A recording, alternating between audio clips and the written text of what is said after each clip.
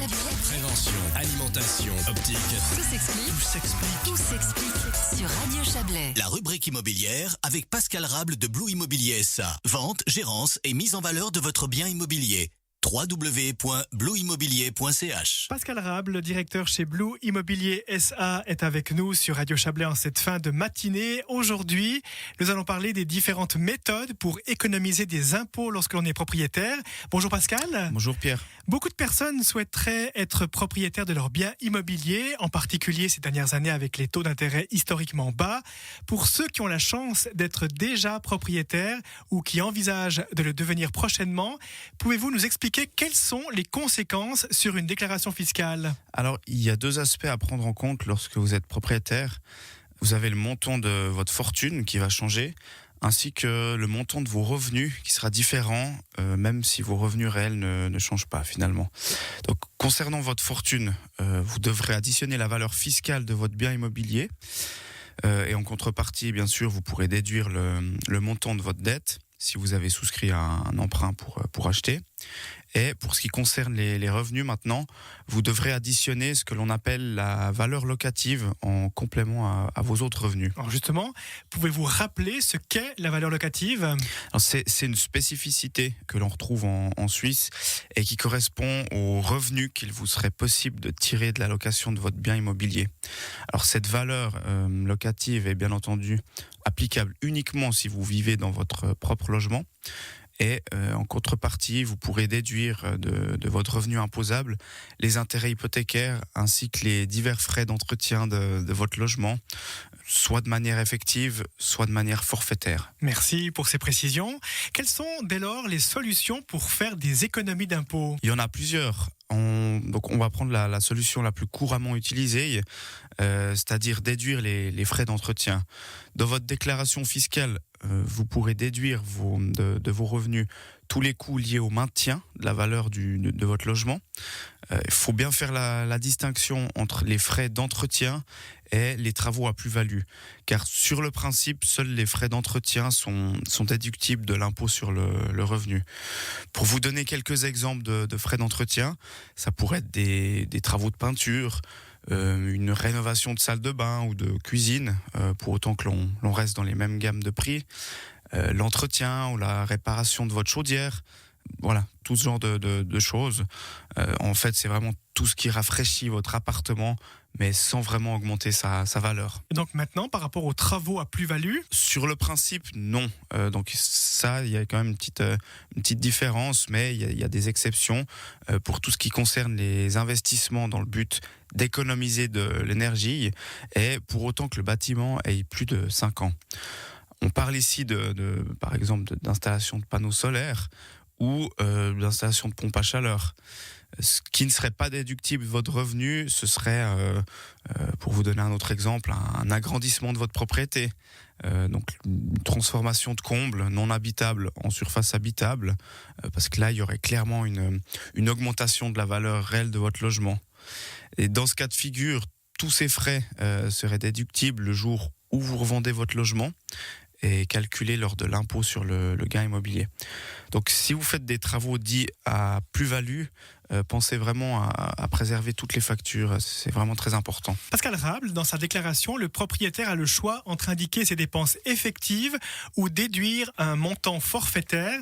À quoi faut-il être attentif au moment du choix ? Effectivement, c'est très important de bien faire ses calculs. Le but en fait, de la déduction forfaitaire, c'est avant tout de simplifier la vie du contribuable, mais aussi simplifier la vie de l'administration fiscale. Le principe est assez simple.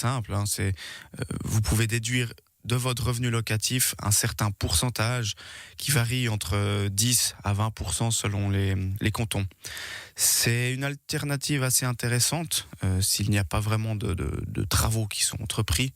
En revanche, ce système n'est pas forcément optimal si vous avez effectué de gros travaux.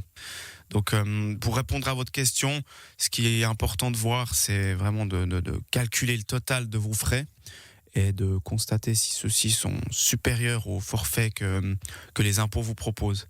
Et si c'est le cas, alors il faudrait choisir la méthode effective et sinon le forfait. Et en cas de travaux conséquents, la réflexion ne doit cependant pas s'arrêter là. En fait, il est parfois plus intéressant de les répartir sur plusieurs années fiscales afin d'alléger un maximum vos revenus.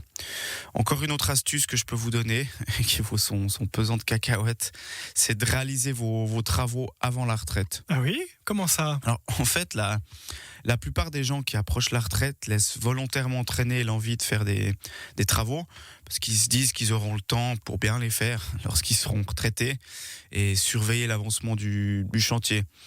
En soi, c'est un raisonnement qui est parfaitement valable, mais ce qu'il faut comprendre, c'est que votre barème d'imposition sur le revenu, il est progressif. Et en d'autres termes, plus vous gagnez, plus vous allez être taxé. C'est donc au moment où vous gagnez le plus, soit juste avant la retraite, qu'il faudrait privilégier des grosses dépenses, car vous pourrez déduire un maximum sur vos revenus, qui sont donc plus élevés, et avoir un taux d'imposition plus faible. Parce qu'en fait, lorsque vous serez à la retraite, vos revenus ils vont diminuer de manière assez conséquente, et forcément, il sera moins intéressant fiscalement de déduire vos dépenses. Effectivement, c'est une bonne remarque.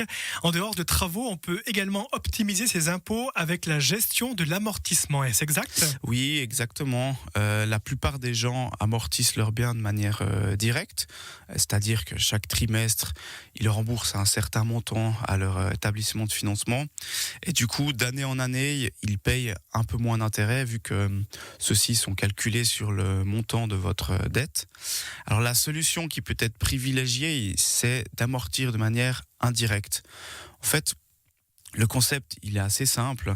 Au lieu d'amortir votre dette auprès de votre banque, vous versez les montants d'amortissement sur votre compte prévoyance 3e pilier. Et lorsque vous atteignez l'âge de la retraite, la banque récupérera ensuite ce montant pour rembourser votre hypothèque. Et voilà, l'avantage de ce système, c'est multiple. Donc pour commencer, votre dette, elle reste la même vis-à-vis de la banque. Et donc les taux d'intérêt que vous allez payer, ils ne diminueront pas. Et ceux-ci sont donc 100% déductibles, je le rappelle.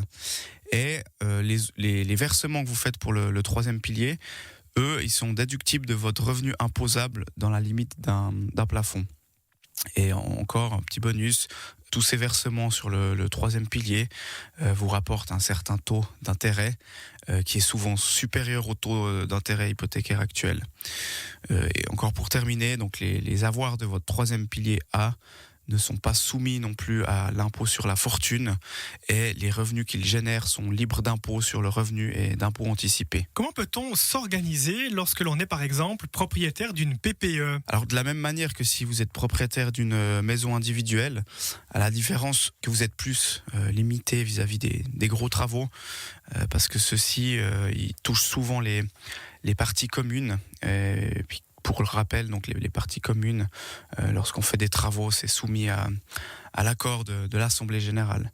Après, rien ne vous empêche de faire des petits travaux de rafraîchissement de l'intérieur de votre appartement ou amortir aussi de manière indirecte. Merci Pascal pour toutes ces astuces sur les économies d'impôts lorsque l'on est propriétaire. Je rappelle que vous êtes directeur de l'agence Blue Immobilier SA, blueimmobilier.ch. Bonne journée. Merci, bonne journée. La rubrique immobilière avec Pascal Rable de Blue Immobilier SA. Vente, gérance et mise en valeur de votre bien immobilier. www.blueimmobilier.ch